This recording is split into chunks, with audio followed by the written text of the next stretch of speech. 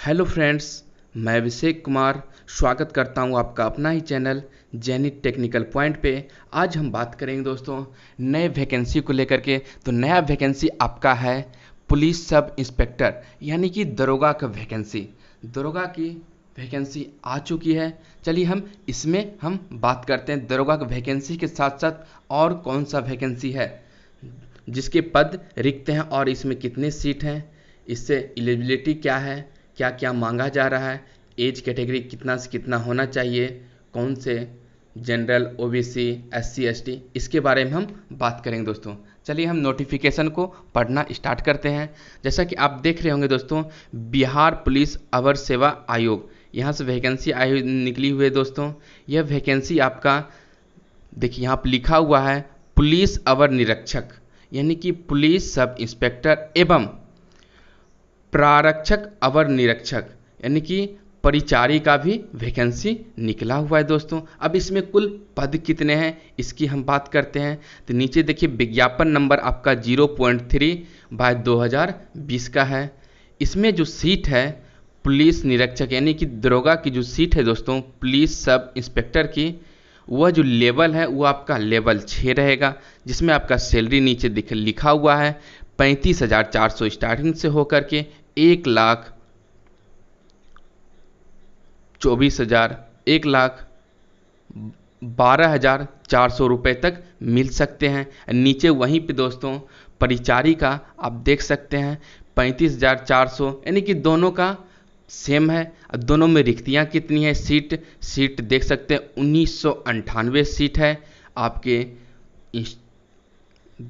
दरोगा के लिए, और परिचारी के लिए आपका सीट है दोस्तों 215। ओके फ्रेंड्स, हम आगे बढ़ते हैं। यह फॉर्म आपको ऑनलाइन प्रोवाइड कर दी जाएगी और आपको ऑनलाइन ही फॉर्म भरना है दोस्तों। चलिए हम वीडियो को और आगे बढ़ते हैं। अब इसमें बोला क्या जा रहा है, जैसा कि आप लोग देख रहे हैं इस फॉर्म को ऑनलाइन भरा जा सकता है। अब देखिए नंबर 1 में पुलिस सब इंस्पेक्टर की चयन की मतलब क्या क्या किस तरह से चयन होना है। तो जैसा कि आप जानते ही हैं दोस्तों कि इसमें प्रारंभिक परीक्षा में 200 अंक प्राप्त होंगे, जिसमें कुल प्रश्न की संख्या 100 होगी एक, और परीक्षा की अवधि आपको 2 घंटे दी जाएगी दोस्तों। इसमें से 30% कम से कम मार्क्स प्राप्त करके आप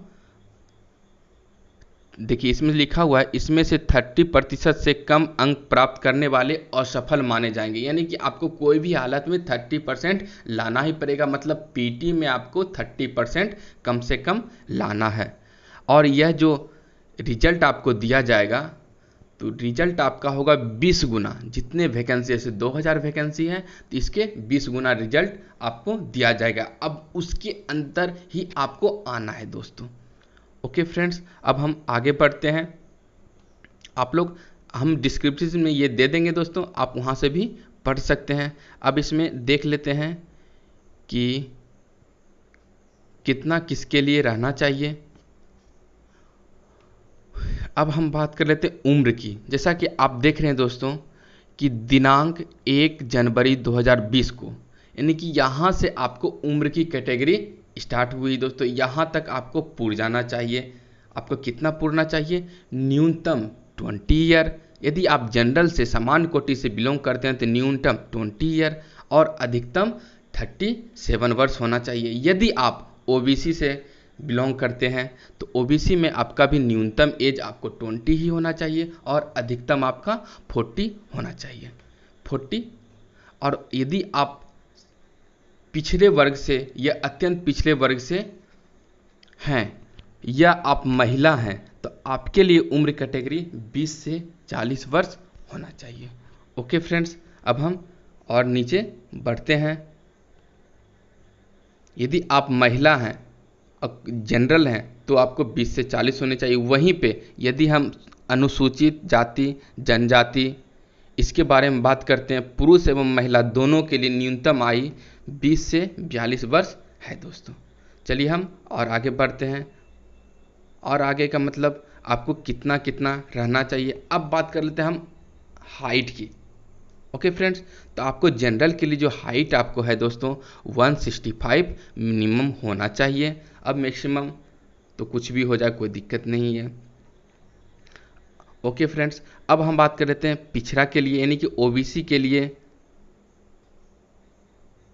अत्यंत पिछड़ा के लिए और अनुसूचित जाति के लिए आपको 60 रहना चाहिए। और यदि आप महिला हैं तो महिला के लिए आपको हाइट आपको दिया है 155 सेंटीमीटर और आपका वजन होना चाहिए महिला के लिए 48 किलोग्राम होना चाहिए।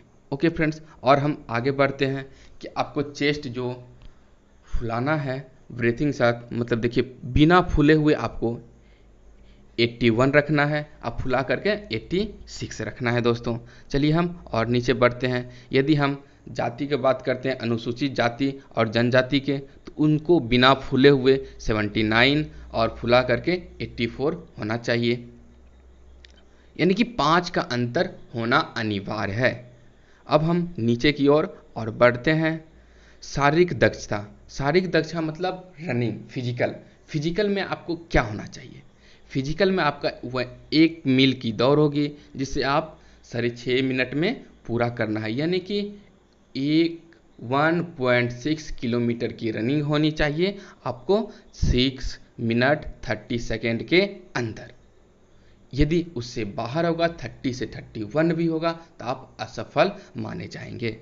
ओके फ्रेंड्स, आगे हम बढ़ते हैं। अब महिलाओं के लिए क्या चीज़ है, तो महिलाओं के लिए भी हम बात कर लेते हैं। महिलाओं के लिए आपका जो रनिंग टाइम है वो आपका 1 किलोमीटर की दौड़ 6 मिनट में दौड़नी है। और आगे बढ़ते हैं, इसमें कूद क्या है, कितना करना है, तो आपको पुरुषों के लिए न्यूनतम 4 होना चाहिए, अधिकतम आप कुछ भी कर सकते हैं। न्यूनतम यानी कि पास करने के लिए आपको 4 होना चाहिए दोस्तों, और महिलाओं के लिए 3 होना चाहिए। हाई जंप, अब बात करते हैं ऊंच लंबी कूद का, यानी कि लॉन्ग जंप के बारे में। लॉन्ग जंप आपको 12 फीट पुरुष के लिए, महिला के लिए 9 फीट। गोला फेंकना है 16 पाउंड वाला पुरुष के लिए, और 16 पाउंड गोला फेंकना है 16 फीट पुरुष के लिए, और महिला के लिए 12 पाउंड 10 फीट न्यूनतम फेंकना है। अब बात कर लेते हैं कि जो कैटेगरी है उसके अनुसार कितना वैकेंसी किसके लिए है।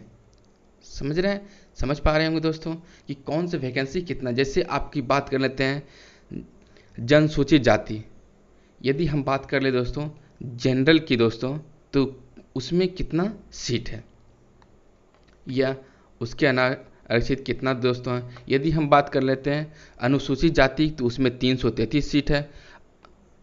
अनुसूचित जनजाति उनके लिए 17 सीट है। अत्यंत पिछड़ा वर्ग उनके लिए 387 सीट है, और पिछड़ा वर्ग के लिए 280 सीट है। महिला के लिए अलग से दिया हुआ, ये सिर्फ हम पुरुष का बता रहे हैं। उसके बाद महिला के लिए अलग से है, और आर्थिक रूप से कमजोर जो कहते हैं EWS, आर्थिक रूप से कमजोर, बाकी बात सब तो कैटेगरी पुराना ही है, आप लोग जान ही रहे हैं। यदि हम EWS से आप बिलोंग करते हैं तो 199 होना चाहिए, और वैकेंसी दिया हुआ है दोस्तों। पिछले वर्गों के महिला के लिए 58, और यानी कि जनरल के लिए आपको 724 सीट पुरुष के लिए है, महिला के लिए 253 सीट है दोस्तों। टोटल सीटों की संख्या, यदि हम टोटल पुरुष के सीटों की संख्या बात करें तो 1998, और महिलाओं के लिए 683। ओके फ्रेंड्स, हम आगे बढ़ते हैं और देख लेते हैं कुछ बचा तो नहीं है। ओके फ्रेंड्स, अब नीचे उम्र की छूट कितना होना चाहिए वो तो आपको बता दिया ही गया है। उम्र की छूट से एक चीज याद आया दोस्तों कि यदि आप कहीं से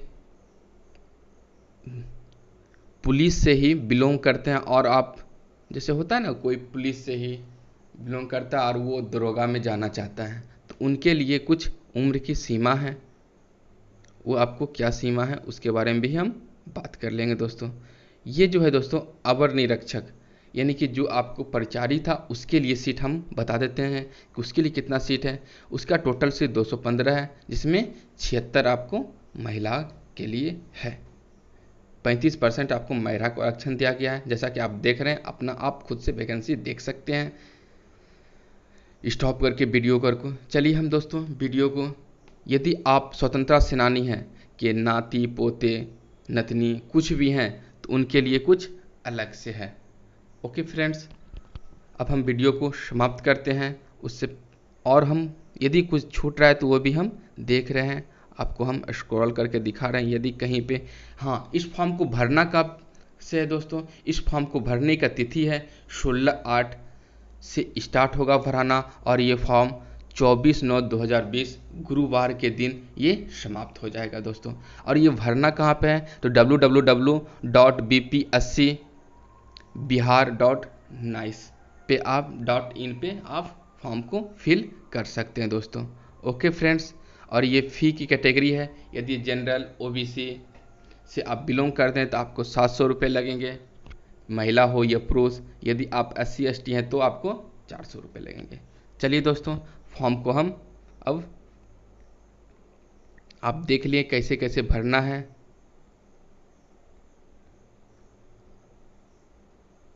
आपको होना क्या चाहिए, स्क्रॉल करके हम दिखा दे रहे हैं। आप अस्थिर से आप इस फॉर्म को भर सकते हैं दोस्तों, पढ़ सकते हैं।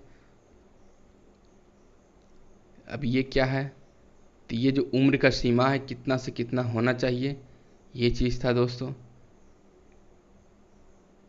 ये बढ़ के कितना होना चाहिए, मैं रोक दे रहा हूँ, आप एक बार पढ़ सकते हैं।